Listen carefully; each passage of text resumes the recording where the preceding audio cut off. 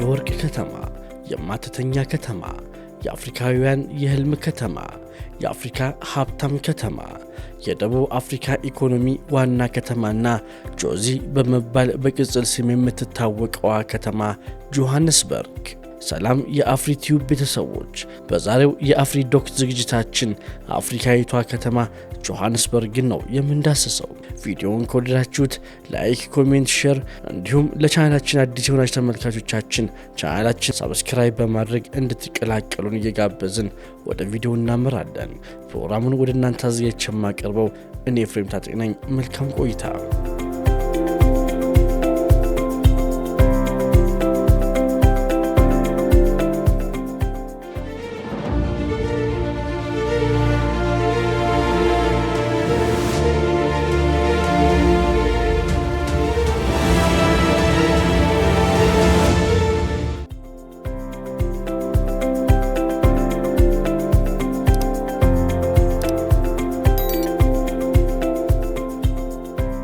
ጆሃንስበርግ በሀገረ ደቡብ አፍሪካ ትልቋና ሀብታሟ ከተማ ስትሆን በአህጉረ አፍሪካ ደግሞ ከፍተኛ ተጽዕኖ ካላቸው የከተማ ማዕከላት መካከል አንዷ ነች።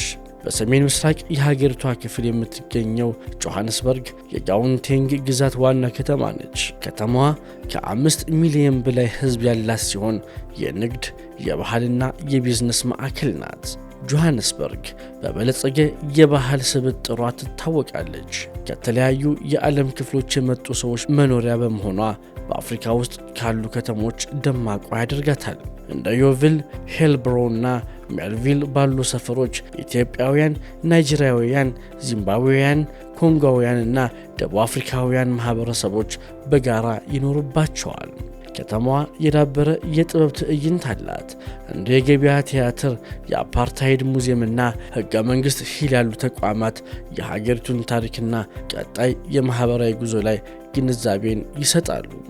ጆሃንስበርግ በተጨማሪም የወጣትነቷን ጉልበትና ትግል የሚያንጸባርቁ የሙዚቃ በተለይም ከዋቶ፣ ጃዝ እና ሂፕሆፕ ዋና ማዕከልም ነች። ጆሃንስበርግ የተመሰረተችው በ1886 በውስጧ ላይ ወርቅ ከተገኘ በኋላ ነው። ይህ ግኝት በዓለም ዙሪያ በሺዎች የሚቆጠሩ ሰዎችን የሳበ የወርቅ ቁፋሮን በመቀስቀስ አነስተኛ የማዕድን ካምፕ ከተመሰረተባት በኋላ ኋላ ላይም ወደ ከተማነት ተለወጠች። ይህም በዙሉ ቋንቋ ኤጎሊ ተብላ እንድትጠራ ያደረገ ሲሆን ትርጓሜውም የወርቅ ቦታ ማለት ነው። ከተማዋ በደቡብ አፍሪካ ኢንዱስትሪያላይዜሽን ውስጥ ከፍተኛ ሚናም ትጫወታለች። ነገር ግን የሀገሪቱ ውስብስብ የዘር ታሪክም ማዕከል ነበረች። በአፓርታይድ ጊዜ ጆሃንስበርግ በጣም የተከፋፈለች ከተማ ነበረች። ጥቁር ደቡብ አፍሪካውያን ከከተማዋ ወጥተው ርቀው እንዲኖሩ ይደረግ ነበር።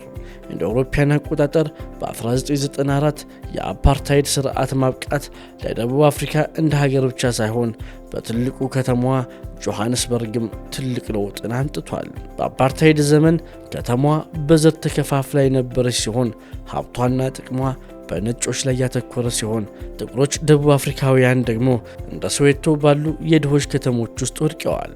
ከአፓርታይድ ውድቀት በኋላም ጆሃንስበርግ ጉልህ የሆነ ለውጥ አድርጋለች። በማህበራዊ፣ በፖለቲካዊ እንዲሁም በኢኮኖሚያዊ ሁኔታዎች ላይ የበለጠ አሳታፊና አካታችም ሆነች።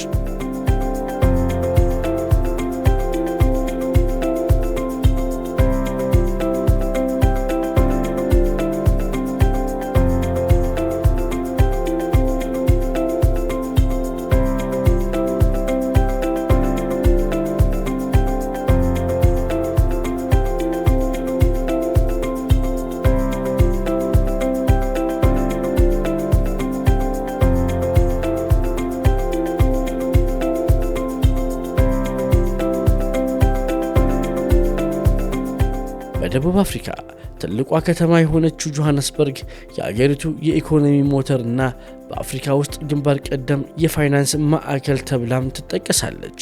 አነስ ካለች የወርቅ ቁፋሮ ከሚደረግባት መንደር ተነስታ አሁን ላይ የፋይናንስ፣ የንግድ፣ የኢንዱስትሪና የፈጠራ ስራዎች ማዕከል ሆናለች። የፋይናንሱ ዘርፍም አሁን ላለችው ጆሃንስበርግ መሰረታዊ ዘርፍ እንደሆነም ይገለጻል። ከተማዋ በአፍሪካ ውስጥ ትልቁና እጅግ የተራቀቀ የአክሲዮን ልውውጥ የጆሃንስበርግ የአክሲዮን ልውውጥ ወይም JSE መኖሪያም ናት። ዋና ዋና ባንኮች፣ የኢንቨስትመንት ድርጅቶችና የኢንሹራንስ ኩባንያዎች ዋና መስሪያ ቤት በጆሃንስበርግ ይገኛሉ። እነዚህ ተቋማትም ወደ ደቡብ አፍሪካ እንዲሁም ከዚያም ባሻገር ባሉ አካባቢዎች ኢንቨስት ለማድረግ መግቢያ በር ናቸው ተብለው በባለሙያዎች ይገለጻሉ። በውስጡ ያለው የፋይናንስ አገልግሎቶች ከፍተኛ ገቢ የሚያስገኙ ስራዎችን በማቅረብና የተለያዩ ኢንዱስትሪዎችን በመደገፍ ለከተማው ነዋሪዎች የተለያዩ የሥራ አማራጮችንም ያቀርባል። በንግዱም ዘርፍ ቢሆን ከተማዋ ታዋቂ ስትሆን በሀገሪቱ አሉ የሚባሉ ትላልቅ የገበያ ማዕከላትንም ትይዛለች። በመላው ደቡብ አፍሪካ እንዲሁም ዚምባብዌ፣ ቦትስዋናና ሞዛምቢክ ላሉ ጎረቤት ሀገራትም የዕቃ ማከፋፈያ ማዕከል ሆናም ታገለግላለች። መደበኛ ያልሆነ ንግድም በከተማዋ ኢኮኖሚ ውስጥ ወሳኝ ሚናን ይጫወታል። በውስጧ ያሉት የጎዳና ላይ ንግዶች፣ አነስተኛ ቸርቻሪዎችና የከተማ ሥራ ፈጣሪዎች ለሥራ ዕድል ፈጠራ ከፍተኛ አስተዋጽኦ ያደርጋሉ። ማኑፋክቸሪንግ የከተማዋ ኢኮኖሚ መሰረት ነው። ከተማዋ በብረታ ብረት፣ የምግብና መጠጥ ምርት፣ ጨርቃ ጨርቅ እንዲሁም የኬሚካሎች ምርት ላይ ንቁ ተሳትፎ አላት።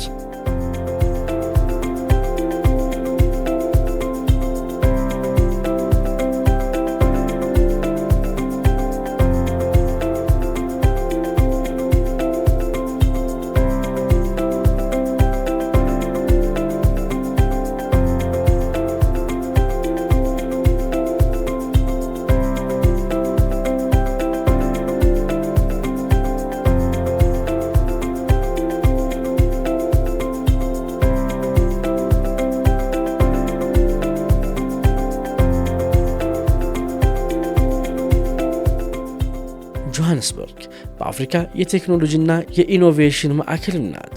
በውስጧ ስታርታፕ፣ የቴክኖሎጂ ኩባንያዎችና ዲጂታል አገልግሎቶች እየተስፋፉ ነው።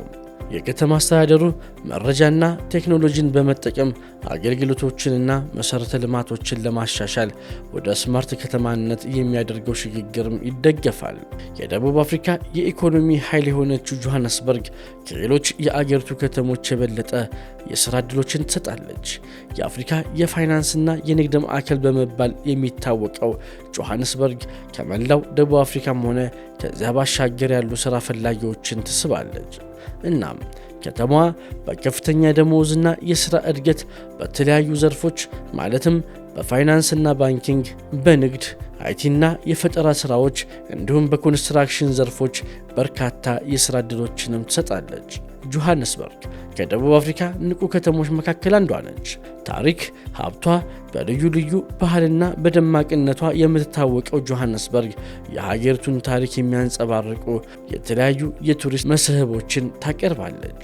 ከታሪካዊ ምልክቶች እስከ ዘመናዊ መዝናኛዎች ለእያንዳንዱ ጎብኚዎቿ የምታቀርባቸው መዳረሻዎችም አሏት።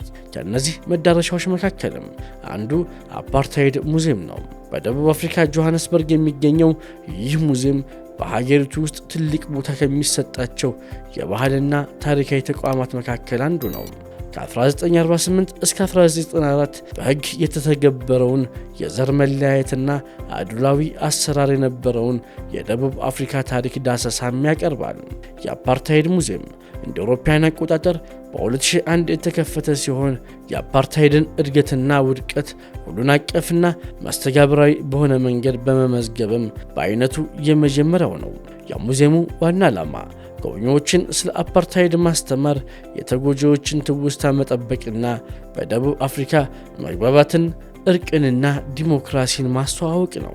በተጨማሪም ደቡብ አፍሪካውያን ወጣቶችና ዓለም አቀፍ ጎብኚዎች የዘመናዊቷን ሀገር የፈጠሩትን ትግሎች እንዲገነዘቡ በመርዳት ረገድ ቁልፍ ሚና ይጫወታሉ። ደቡባዊ ጆሃንስበርግ የሚገኘው ጎልድ ሪፍ ከተማ በሀገሪቱ ካሉ ተወዳጅና ልዩ የቱሪስት መስህቦች መካከል አንዱ ነው።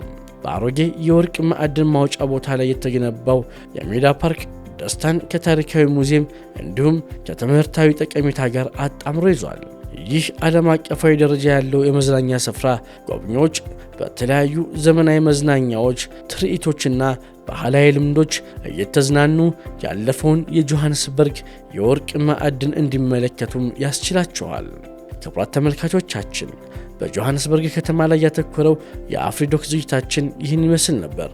እንደወደዳችሁት ተስፋ እናደርጋለን። እንደዚህ አይነት መረጃዎችም ሆኑ ሌሎች ፕሮግራሞች እንዲደርሷችሁ ቻናላችንን ላይክ፣ ሼር፣ ሰብስክራይብ ማድረግዎትን አይርሱ። ፕሮግራሙን ወደ እናንተ ያደረስኩት እኔ ፍሬም ታጠቅ ነበርኩኝ። መልካም ጊዜ